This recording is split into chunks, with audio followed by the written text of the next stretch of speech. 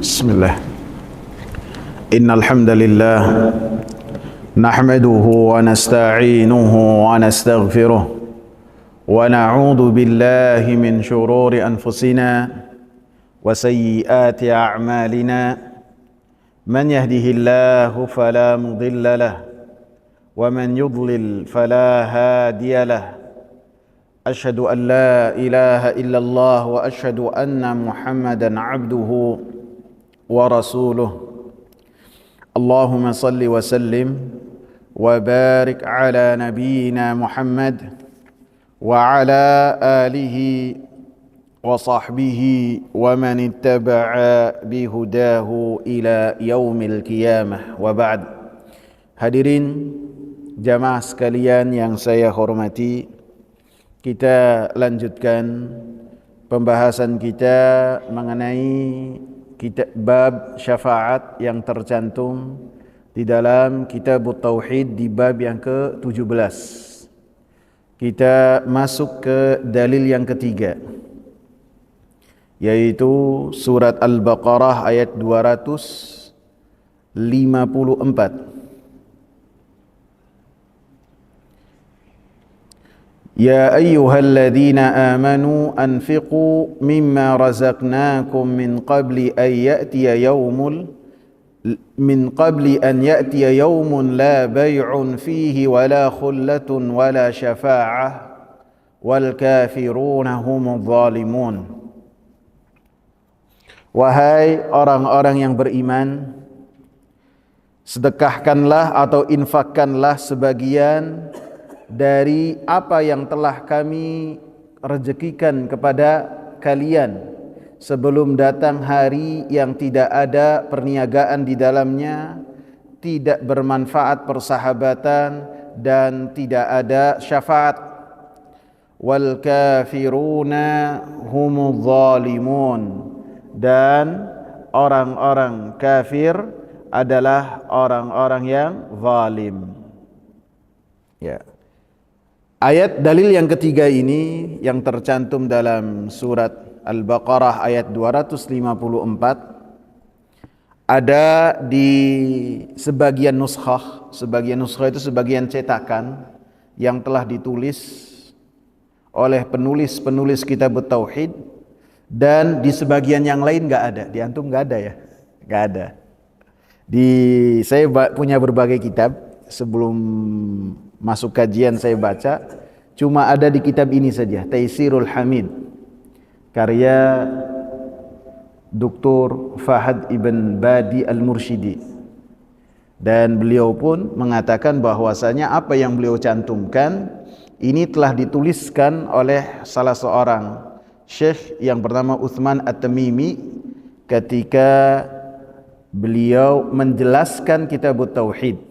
Dan apa yang telah beliau cantumkan itu beliau dapatkan dari nuskhah, dari cetakan yang berkaitan dengan Kitabut Tauhid langsung dari tulisan penulis.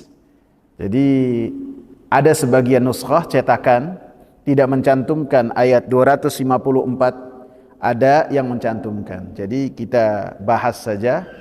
Jadi ada 6 dalil dan sebagian di cetakan yang lain cuma ada 5 dalil. InsyaAllah kita akan bahas lebih cepat yang berkaitan dengan ayat-ayat yang sebelumnya sudah 2 ayat kita bahas dan sudah kita bahas muqaddimah. Karena pembahasan ayat yang kita bahas merujuk kepada apa yang sudah kita bahas dalam pertemuan-pertemuan sebelumnya.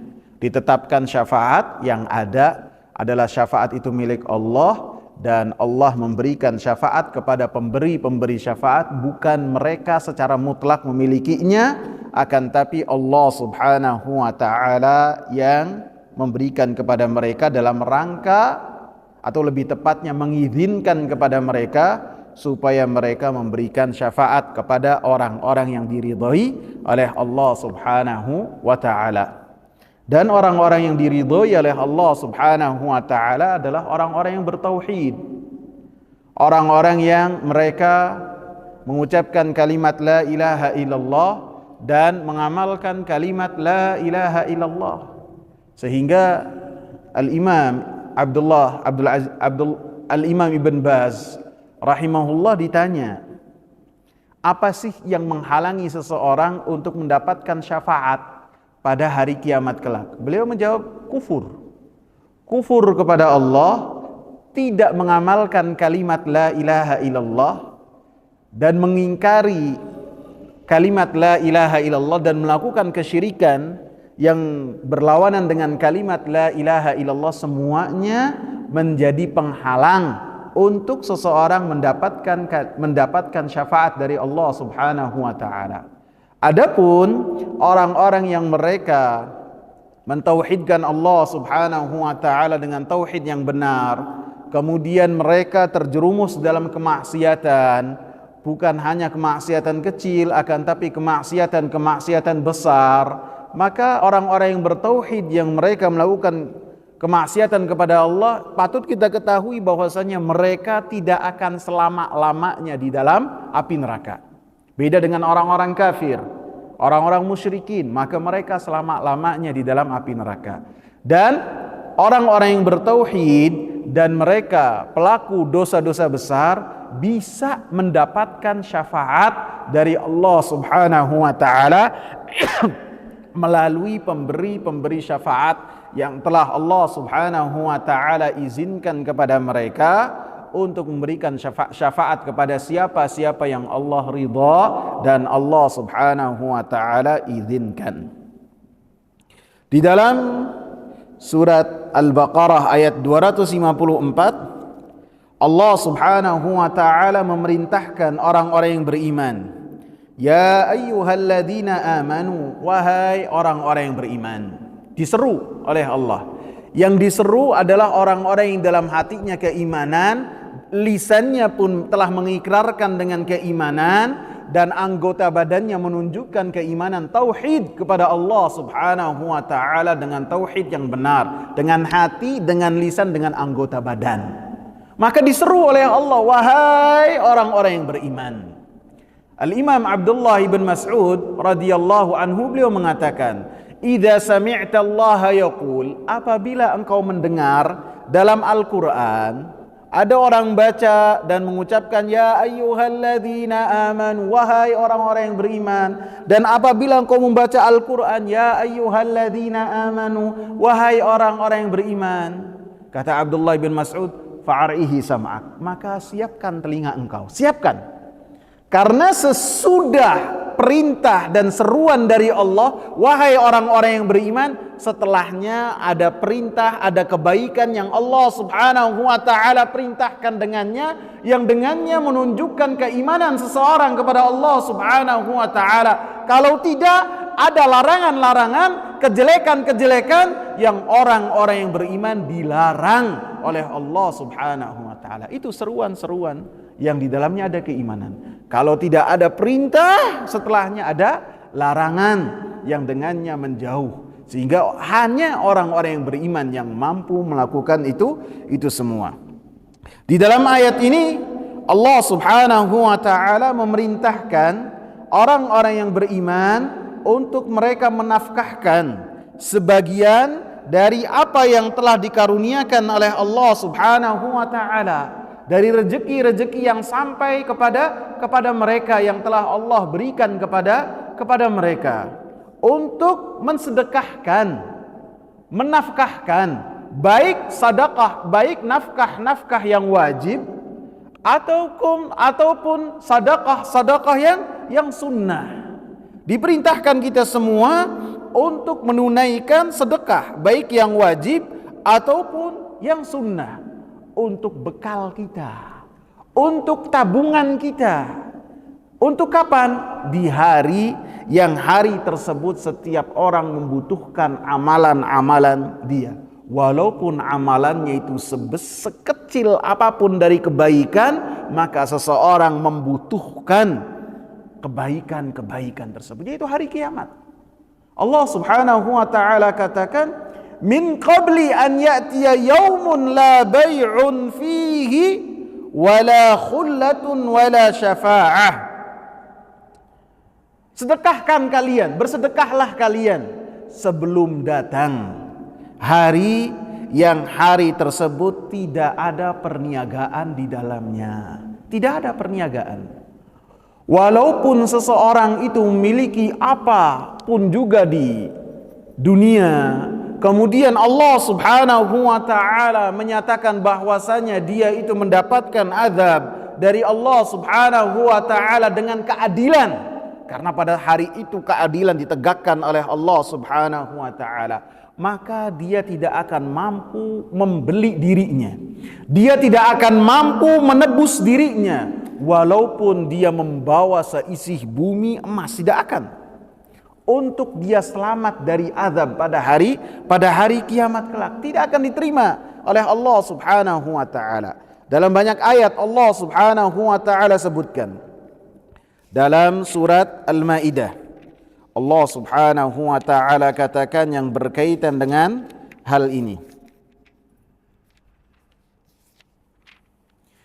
Surat Al-Maidah ayat 36, innal ladzina kafaru law anna lahum ma fil ardi jami'an wa mithlahu ma'ahu liyaftadu bihi min 'adzabi yaumil qiyamati ma tuqabbala minhum wa lahum 'adzabun alim.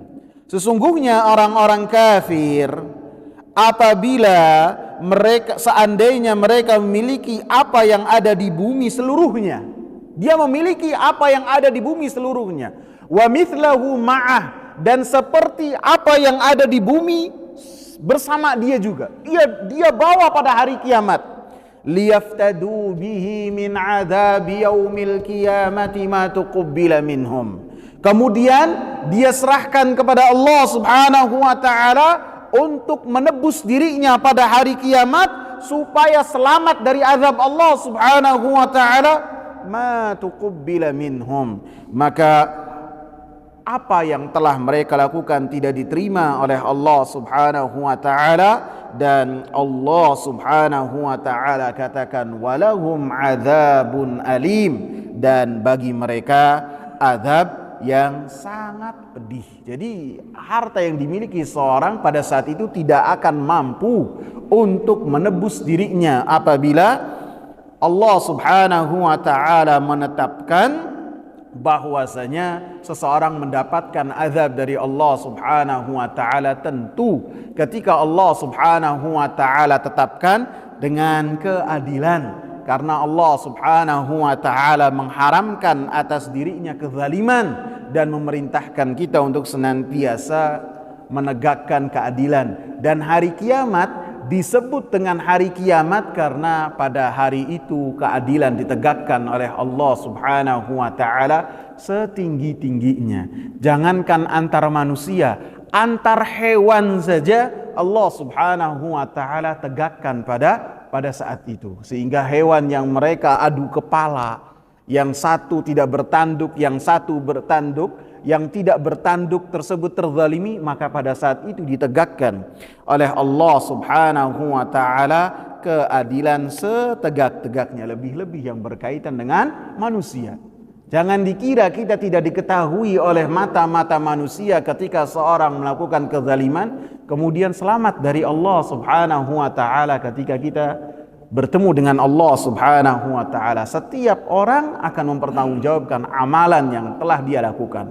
Apabila kebaikan yang ia tanam di dunia, maka dengannya Allah Subhanahu wa taala akan memberikan balasan terhadap kebaikan yang telah dia lakukan. Sebaliknya, ketika kejelekan yang dia lakukan, jangan kira bahwasannya kejelekan yang dia lakukan, kezaliman yang dia lakukan, kemaksiatan yang dia lakukan, lebih-lebih kesyirikan kepada Allah Subhanahu wa taala, selamat dari perhitungan pada hari kiamat kelak. Kemudian Allah Subhanahu wa taala sifati hari kiamat tersebut, selain di dalamnya tidak ada perniagaan, tidak bisa seseorang menebus dirinya untuk selamat dari azab Allah, wala khullatun, maka pada hari tersebut tidak ada persahabatan, wala syafa'atun, dan tidak ada syafaat pada saat itu. Artinya persahabatan seseorang tidak akan bermanfaat pada hari ketika dikumpulkan manusia.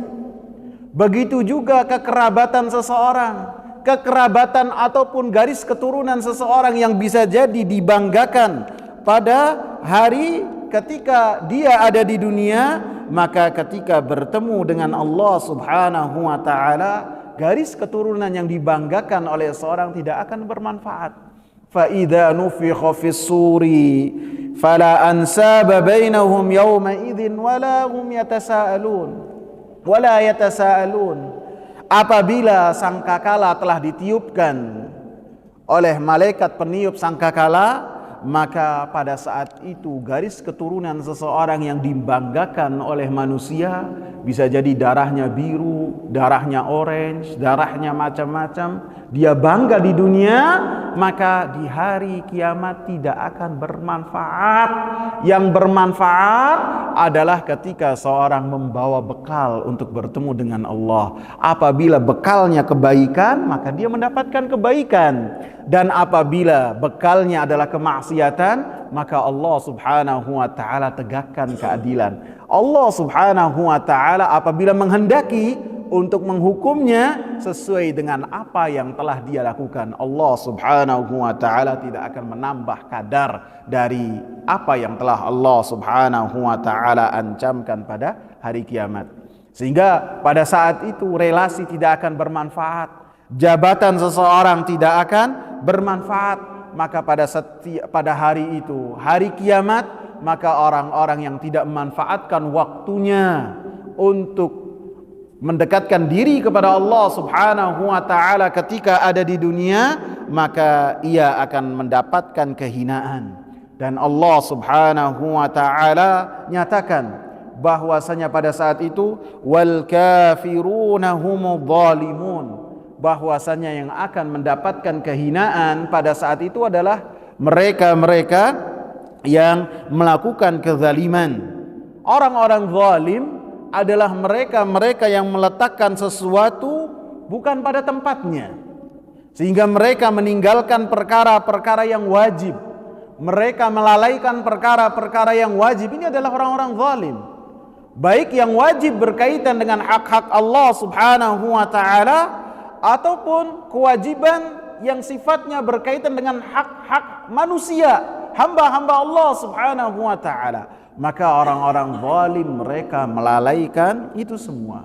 Dan orang-orang zalim tentunya mereka adalah orang-orang yang senantiasa melanggar apa-apa yang diharamkan oleh Allah Subhanahu wa taala, meninggalkan ataupun melewati apa-apa yang telah dihalalkan oleh Allah Subhanahu wa taala, kemudian mereka melakukan apa-apa yang diharamkan oleh Allah Subhanahu wa taala. Dan tentu kezaliman yang paling zalim ataupun meletakkan sesuatu yang paling besar di dalam agama ini ketika kufur kepada Allah Subhanahu wa taala.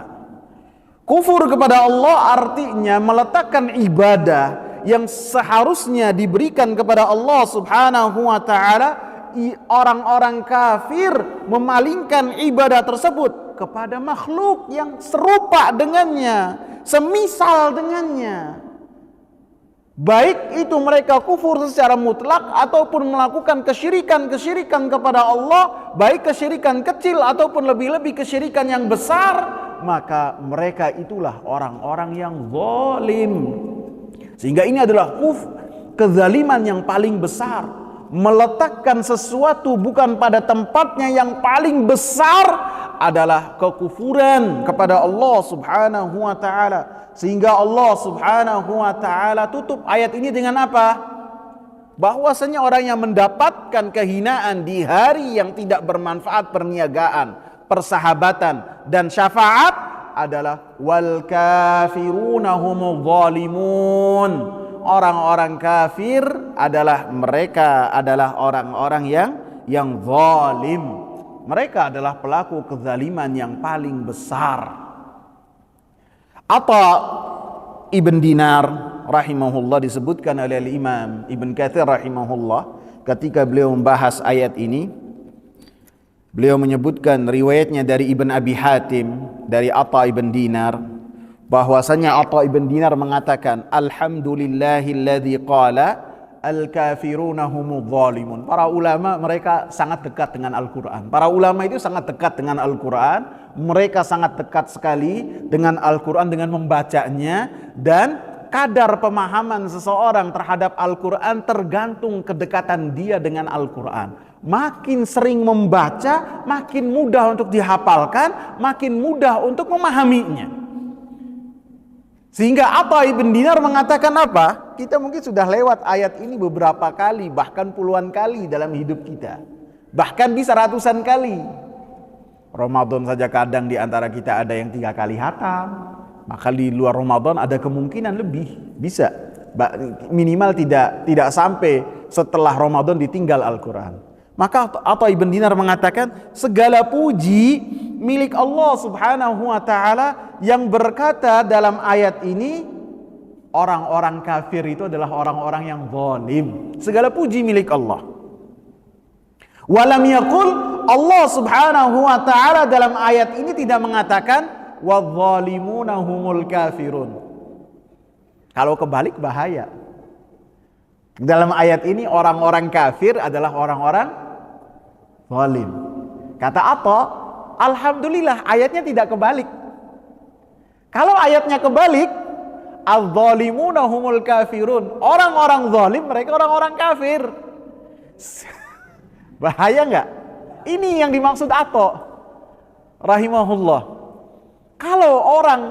Kalau dibalik ayat ini, wadzalimuna humul kafirun, pelaku-pelaku zalim, maka dia akan kafir. Maka sangat banyak sekali orang-orang kafir. Ketika kita menzalimi diri sendiri dengan bermaksiat kepada Allah, langsung kafir. Ketika ada salah paham secara tidak sengaja, menzalimi orang lain ataupun secara sengaja menzalimi orang lain, langsung kafir. Ini yang dimaksud oleh Atha rahimahullah. Sehingga ini pemahaman yang luar biasa sekali dari seorang ulama, karena mereka sangat dekat sekali dalam memahami Al-Quran. Dan tentu wal kafiruna humudz zalimun, seperti yang tadi saya sebutkan, maknanya adalah seperti yang dikatakan oleh Luqmanul Hakim, ya bunayya la tusyrik billah inna syirka la zulmun azim. Wahai anakku, janganlah engkau melakukan kesyirikan kepada Allah, karena kesyirikan kepada Allah adalah kezaliman yang paling besar. Paham apa bingung ikhwan? Paham ya? Dalam ayat ini yang berkaitan dengan tema kita ataupun materi kita dalam ayat ini, bahwasanya Allah subhanahu wa ta'ala menafikan dalam ayat ini wala syafa'ah, tidak ada syafaat, wala syafa'atun, tidak ada syafaat pada hari kiamat. Yang tentu syafaat ini adalah syafaat yang dimaksudkan oleh orang-orang kafir. Orang-orang kafir ketika mereka beribadah kepada selain Allah subhanahu wa ta'ala, maka mereka mengatakan bahwasanya haula'i syufa'auna indallah, bahwasanya berhala-berhala dan orang-orang saleh yang mereka sembah, yang mereka beribadah kepadanya, ini hanyalah pemberi syafaat nanti pada hari kiamat kelak. Maka apa yang dimaksudkan oleh orang-orang kafir? Allah subhanahu wa ta'ala tiadakan, Allah subhanahu wa ta'ala nafikan. Pada hari kiamat tidak ada syafaat yang dimaksudkan oleh mereka. Yang ada syafaatnya dengan dikumpulkan ayat-ayat yang lain, hadis-hadis yang lain, adalah syafaat yang syafaat tersebut atas izin Allah subhanahu wa ta'ala dan ridha dari Allah subhanahu wa ta'ala. Ayat yang berikutnya, surat ayat yang berikutnya, ayat yang sesudahnya, surat Al-Baqarah ayat 255. Man dzalladzi yashfa'u indahu illa biizni, siapakah yang dia memberi syafaat di sisi Allah subhanahu wa ta'ala kecuali dengan izin Allah subhanahu wa ta'ala. Ayat ini tercantum dalam ayat kursi. Ayat kursi ini disebutkan sebagai ayat yang paling agung dalam Al-Quran. Ubay bin Ka'ab pernah ditanya oleh Rasulullah sallallahu alaihi wasallam, "Wahai Ubay bin Ka'ab, ya Ubay bin Ka'ab, ma a'zamu ayatin fi kitabillah?" Apa sih ayat yang paling agung, yang paling besar kedudukannya di sisi Allah Subhanahu wa taala? Ubay bin Ka'ab mengatakan, Allahu wa rasuluhu a'lam, hanya Allah dan Rasulnya yang tahu. Sama Rasul diulang lagi 2 kali, 3 kali. Yang ketiga baru Ubay menjawab, ayatul kursi hiya a'zamu ayatin fi kitabillah. Ayat kursi ya Rasulullah, ayat yang paling agung dalam Al-Quranul Karim. Maka Rasulullah sallallahu alaihi wasallam mengatakan, liyahnika al-ilmu ya Abul Qasim. Mudah-mudahan ilmu itu dimudahkan, direnyahkan untuk engkau wahai Abu Munzir, yaitu kunyah untuk Ubay ibn Ka'ab. Jadi ayat ini, ayat kursi ini adalah ayat yang paling agung sisi Allah, karena di dalam ayat-ayat Al-Quranul Karim yang 6.000 lebih ayat, semuanya adalah kalamullah, semuanya memiliki kedudukan sisi Allah Subhanahu wa taala. Dan di antara ayat-ayat tersebut ada yang memiliki kedudukan yang lebih dari yang lain. Ada surat yang memiliki kedudukan lebih dari yang lain, dan itu semuanya diketahui haruslah berlandaskan dengan dalil. Tidak bisa hanya menerka-nerka, tidak bisa hanya kata orang atau jarejeh, tidak bisa. Harus apa? Harus ada dalil. Dalilnya berupa wahyu Al-Quran ataupun sunnah Nabi sallallahu alaihi wasallam. Dan tentu ayat ini memiliki keutamaan yang besar, karena dalam ayat ini semuanya kekurangan-kekurangan yang melekat atau bisa ditempelkan kepada Allah Subhanahu wa taala, Allah Subhanahu wa taala hilangkan dalam ayat ini. Allah Subhanahu wa taala tetapkan untuk Allah Al-Qayyum, bahwasanya Allah Subhanahu wa taala Al-Qayyum. Perkataan Allahu la ilaha illa huwal hayyul qayyum itu tercantum hanya dalam 3 ayat saja. Yang pertama surat Al-Baqarah ayat 255, yang kemudian yang kedua surat Ali Imran, kalau enggak ayat kedua ketiga ya, surat Ali Imran, yang ketiga surat Toha, yang menunjukkan bahwasanya Allah Subhanahu wa taala Al-Hayy, yang senantiasa hidup, dan Allah Subhanahu wa taala senantiasa dalam keadaan mengurusi hamba-hambanya. Sehingga Allah Subhanahu wa taala nafikan, tiadakan untuk diri Allah Subhanahu wa taala, la ta'khuduhu sinatun wala naum. Allah Subhanahu wa taala tidak akan terkena sinah. Sinah itu permulaan ngantuk. Jangankan untuk ngantuk, permulaan ngantuknya saja tidak akan mengenai diri Allah Subhanahu wa taala. Wala naum, dan Allah Subhanahu wa taala tidak akan pernah tidur sama sekali. Jadi kita menetapkan untuk diri Allah apa yang ditetapkan oleh Allah Subhanahu wa taala untuk dirinya, apa yang telah ditetapkan oleh Rasulullah sallallahu alaihi wasallam untuk Allah, dan kita pun menafikan dari Allah Subhanahu wa taala, meniadakan dari sifat-sifat Allah apa yang dinafikan oleh Allah Subhanahu wa taala, dan apa-apa yang dinafikan oleh Rasulullah sallallahu alaihi wasallam. Kemudian dalam ayat ini juga ditetapkan untuk Allah Subhanahu wa taala sifat-sifat.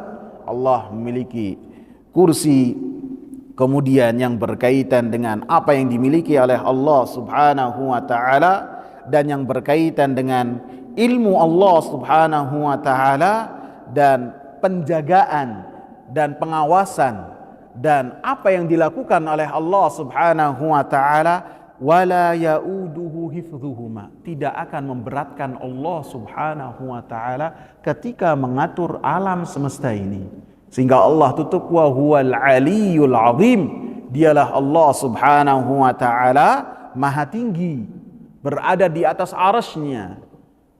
Allah subhanahu wa ta'ala sifat-sifatnya tinggi, tidak serupa dengan sifat selain Allah subhanahu wa ta'ala. Dan Allah subhanahu wa ta'ala maha besar. Banyak dalil-dalil yang menyebutkan tentang keutamaan ayat kursi. Di antaranya kisah yang berkaitan dengan Abu Hurairah.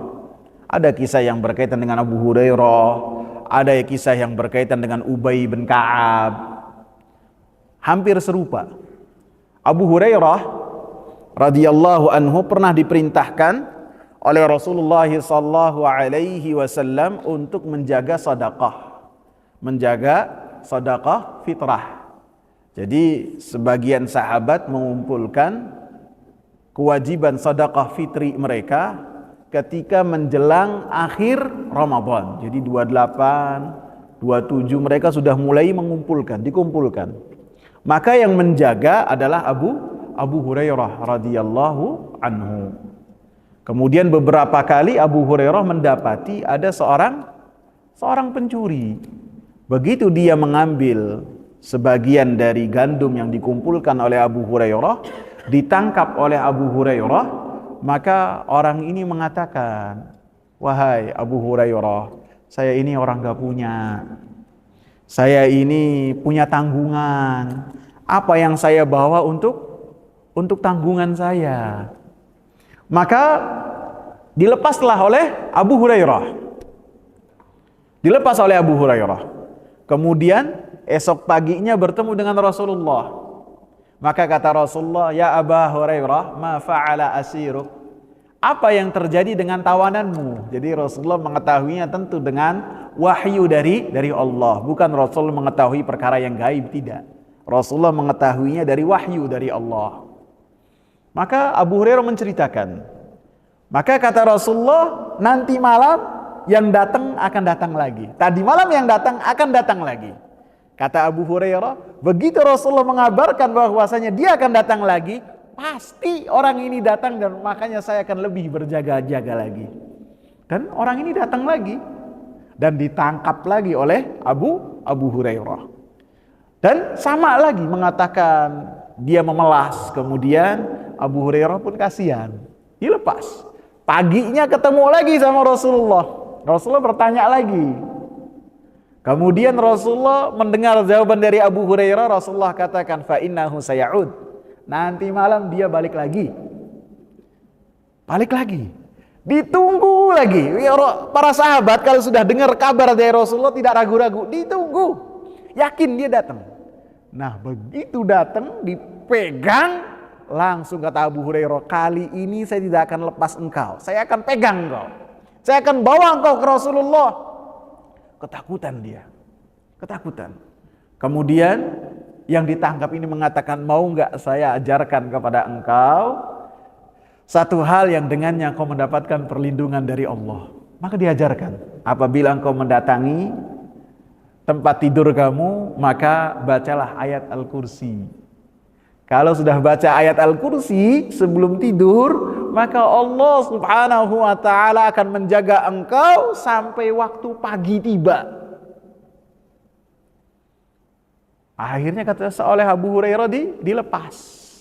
Begitu dilepas, kemudian ketemu Rasulullah di pagi hari, Rasulullah bertanya lagi, ma fa'ala asiruk? Apa yang dilakukan oleh tawanan engkau, wahai Abu Hurairah? Maka Abu Hurairah menceritakan apa yang terjadi. Termasuk pengajaran yang diajarkan oleh pencuri ini. Kalau sebelum tidur ada amalan. Maka kata Rasulullah, qad sadaqaka wa huwal kadzub. Telah jujur orang yang telah benar, orang yang telah engkau tangkap, padahal dia itu pendusta. Tahukah engkau siapa yang 3 hari berturut-turut engkau hadapi? Maka Rasulullah kabarkan itu adalah jin. Disebutkan dalam riwayat lain itu adalah iblis. Maka Rasulullah SAW mengatakan apa yang dikabarkan oleh dia benar. Bahwasanya apabila seseorang mau tidur, kemudian membaca ayat kursi, dia mendapatkan perlindungan dari Allah Subhanahu wa ta'ala. Kemudian sebagian orang mengatakan kalau gitu kita boleh berbuat bid'ah, Ustaz. Ini Abu Hurairah tunduk dan melakukan apa yang dikatakan oleh iblis. Berarti kalau kita menyelisihi perintah Rasulullah, kemudian melakukan dalam rangka ketaatan, berarti boleh melakukan amalan-amalan tertentu. Kita katakan Abu Hurairah mengamalkan hal tersebut, meriwayatkan hal tersebut kepada kita, karena di dalam hadis ini Rasulullah SAW dibenarkan oleh Rasulullah, benar, dan apa yang dia katakan kepada engkau benar. Adapun selain pembenaran dari Rasulullah SAW berkaitan dengan perkara-perkara yang gaib, maka kita tidak boleh melakukannya. Termasuk amalan-amalan yang bersumber dari mimpi, amalan-amalan yang bersumber dari apapun juga, selama bukan pembenaran langsung dari Rasulullah, maka tidak boleh kita melakukan amalan tersebut. Paham ya? Jangan sampai hadis ini dijadikan sebagai seorang untuk bisa melakukan perbuatan bid'ah. Tidak. Ini Abu Hurairah meriwayatkan kepada kita karena beliau mendapatkan langsung dari pembenaran dari Rasulullah SAW. Dalam ayat yang kedua ini yang kita baca pada kesempatan kali ini, surat Al-Baqarah ayat 255, Allah Subhanahu wa ta'ala nyatakan bahwasanya ada syafaat pada hari kiamat kelak di sisi Allah Subhanahu wa ta'ala, dan syafaat tersebut tidaklah ada melakukannya kecuali atas izin dari Allah Subhanahu wa ta'ala. Karena kesempurnaan kekuasaan yang dimiliki oleh Allah Subhanahu wa ta'ala menjadikan tidaklah ada yang berbicara pada hari kiamat kecuali atas izin Allah Subhanahu wa ta'ala dan atas ridha dari Allah Subhanahu wa ta'ala. Begitu juga yang berkaitan dengan syafaat pada hari kiamat, maka yang ada syafaatnya adalah yang diizinkan oleh Allah dan diridhai oleh Allah. Ayat yang ketiga surat An-Najm ayat 26, Allah Subhanahu wa ta'ala katakan, wa kam min malakin fis samawati la tughni syafa'atuhum syai'an illa min ba'di an ya'zana Allahu liman yasha'u wa yarda. Berapa banyak dari malaikat-malaikat yang ada di langit yang syafaat-syafaat mereka tidak akan bermanfaat sedikit pun kecuali setelah diizinkan oleh Allah Subhanahu wa ta'ala bagi siapa yang dikehendaki oleh Allah dan diridhai oleh Allah Subhanahu wa ta'ala. Dalam ayat ini ditegaskan sekali bahwasanya syafaat itu milik Allah Subhanahu wa ta'ala, dan syafaat-syafaat yang dilakukan bahkan oleh malaikat-malaikat yang ada di langit, Allah tegaskan malaikat-malaikat yang jumlahnya tidaklah ada yang mengetahui kecuali Allah, yang ada di bumi, yang ada di langit. Allah titik beratkan yang ada di langit, yang mana mereka itu posisinya lebih dekat dengan Allah, bahkan masuk kategori al-muqarrabun, malaikat-malaikat yang dekat dengan Allah Subhanahu wa ta'ala. Mereka tidak akan bermanfaat syafaat-syafaat mereka kecuali atas izin dari Allah Subhanahu wa ta'ala. Allah mengizinkan kepada malaikat-malaikat tersebut untuk memberikan syafaat. Allah Subhanahu wa ta'ala haruslah ridha kepada pemberi syafaat dan kepada yang mendapatkan syafaat dari Allah Subhanahu wa ta'ala harus ridha. Harus Allah ridha dan harus diizinkan oleh Allah Subhanahu wa ta'ala. Ayat ini membahas tentang apa yang dilakukan oleh orang-orang musyrikin. Orang-orang musyrikin dalam ayat-ayat sebelumnya mereka beribadah kepada selain Allah Subhanahu wa taala. Dalam surat An-Najm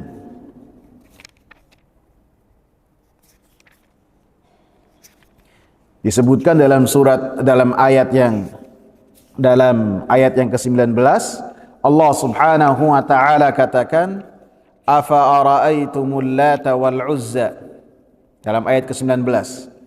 Dan dalam ayat yang pertamanya Allah sebutkan tentang bahwasanya Nabi Muhammad itu berbicara atas wahyu, dan apa yang dilihat oleh Nabi Muhammad sallallahu alaihi wasallam dalam Isra dan Mi'rajnya adalah kekuasaan dari Allah Subhanahu wa taala. Allah katakan dalam ayat yang ke-18, laqad ra'a min ayati rabbih al-kubra.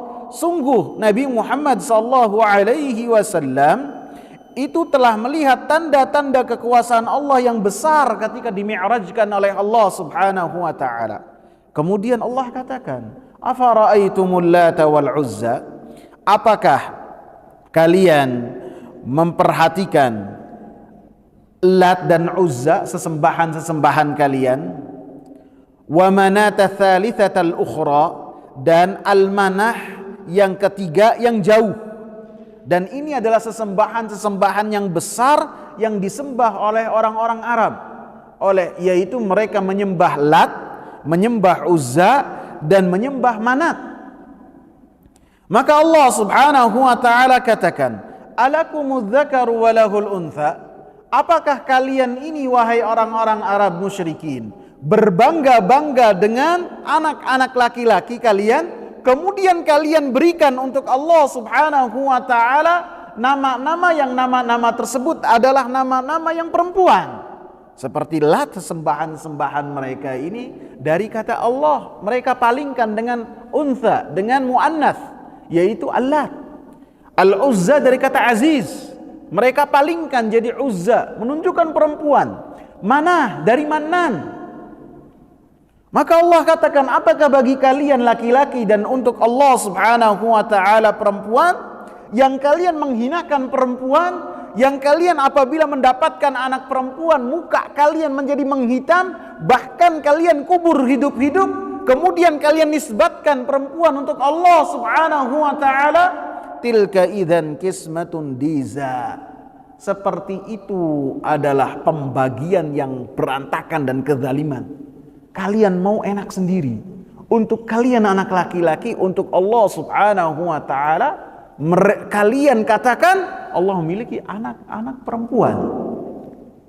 In hiya illa asma'un sammaitumuha antum wa aba'ukum ma anzalallahu biha min sultan in yattabi'una illa adh-dhanna wa ma tahwal anfus wa laqad ja'ahum min rabbihimul huda. Nama-nama tersebut tidaklah nama-nama Lat, Uzza, Manat yang kalian beribadah, adalah nama-nama yang kalian berikan. Nama-nama tersebut baik kalian yang memberikan nama ataupun bapak-bapak kalian, kakek moyang kalian. Ma anzalallahu biha min sultan. Allah Subhanahu wa taala tidak pernah menunjukkan dalil, menunjukkan ilmu melalui seorang rasul bahwasanya mereka ini sesembahan-sesembahan yang dengannya kalian mendapatkan syafaat. In yattabi'una illa dhann, sesungguhnya mereka hanyalah mengikuti sangkaan, dugaan, wa ma tahwal anfus, dan apa yang diingini oleh hawa nafsu mereka. Walaqad ja'ahum min rabbihimul huda, dan sungguh telah datang kepada mereka dari Rabb mereka petunjuk yang dibawa oleh Nabi Muhammad sallallahu alaihi wasallam. Dalam ayat sesudahnya, amlil insani ma tamanna, atau apakah manusia akan mendapatkan apa yang diinginkannya. Falillahil akhiratu wal ula, maka milik Allah lah kehidupan di akhirat dan kehidupan dunia, Allah yang mengaturnya. Kemudian Allah Subhanahu wa taala katakan, wa kam min malakin fis samawat, dan berapa banyak dari malaikat-malaikat yang ada di langit yang mereka dekat dengan Allah Subhanahu wa taala, yang mana mereka membawa arsy Allah Subhanahu wa taala. La tughni syafa'atuhum, syafaat mereka tidak akan bermanfaat sedikit pun apabila syafaat para malaikat yang dekat dengan Allah tidak mampu diberikan kepada siapapun juga. Padahal Rasulullah sallallahu alaihi wasallam mengatakan bahwasanya para malaikat akan memberikan syafaat, dan Allah Subhanahu wa taala mengatakan, jangankan malaikat yang di bumi, malaikat-malaikat yang dekat dengan Allah Subhanahu wa taala tidak akan memberikan syafaat kepada siapapun juga kecuali atas izin dari Allah Subhanahu wa taala kepada malaikat-malaikat tersebut, dan Allah Subhanahu wa taala ridha kepada yang memberikan syafaat, dan kepada yang mendapatkan syafaat harus atas izin Allah dan ridha dari Allah. Apabila malaikat-malaikat yang dekat dengan Allah harus atas izin Allah, harus atas ridha dari Allah, maka gimana dengan Lata, dengan Uzza, dengan Manat, yang orang-orang Arab jahiliyah ketika beribadah kepada ketiganya dalam rangka untuk mendapatkan syafaat dari Allah Subhanahu wa ta'ala. Paham gak ikhwan? Paham ya? Jadi ayat ini menegaskan bahwasanya syafaat itu harus dari Allah Subhanahu wa ta'ala, harus atas izin Allah Subhanahu wa ta'ala dan ridha dari Allah Subhanahu wa ta'ala. Kemudian ayat yang keempat. Ayat yang keempat insyaallah disebutkan oleh Syekhul Islam Ibnu Taimiyah dengan penjabaran khusus yang berkaitan dengan ayat yang keempat.